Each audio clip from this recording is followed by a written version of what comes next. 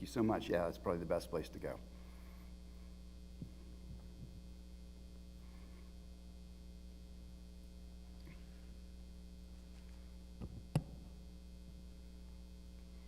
Well,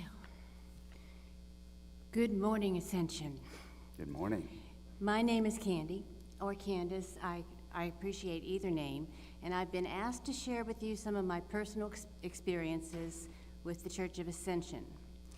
My parents were busy people, like many people, busy with the business of living. My father was a teacher. You may have known him. Many people have come up to me. His name was Owen North.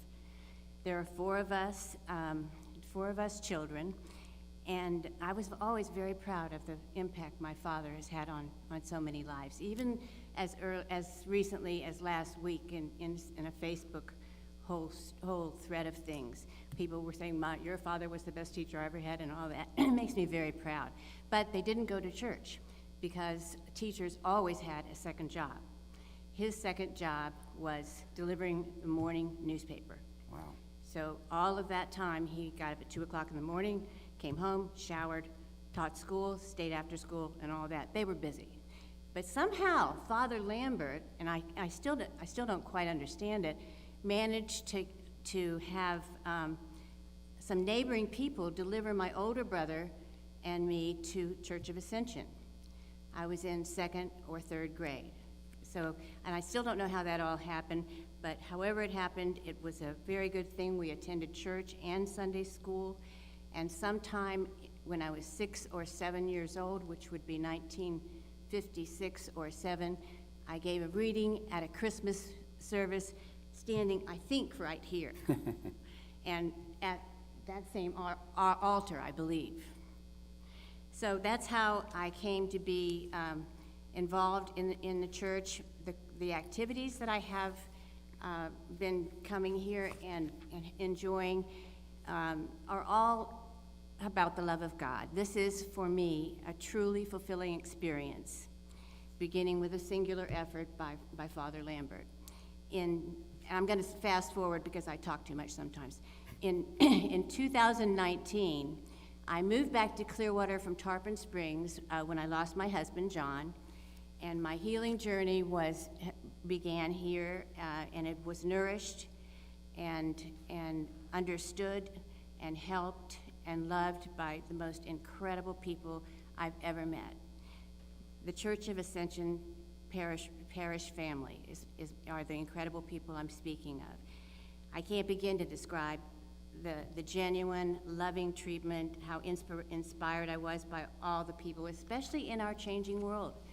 Our world's been changing for many years, but we currently have some very, very, very critical changes happening. Joining the St. Teresa's Guild, which meets tomorrow at 1 o'clock over in the parish hall. St. Teresa's Guild is one of my very favorites. We deliver flowers, bud vases, prayers, conversation, a game of cards, just about anything that comes up, except COVID kind of interrupted this, with homebound people who cannot make it to church.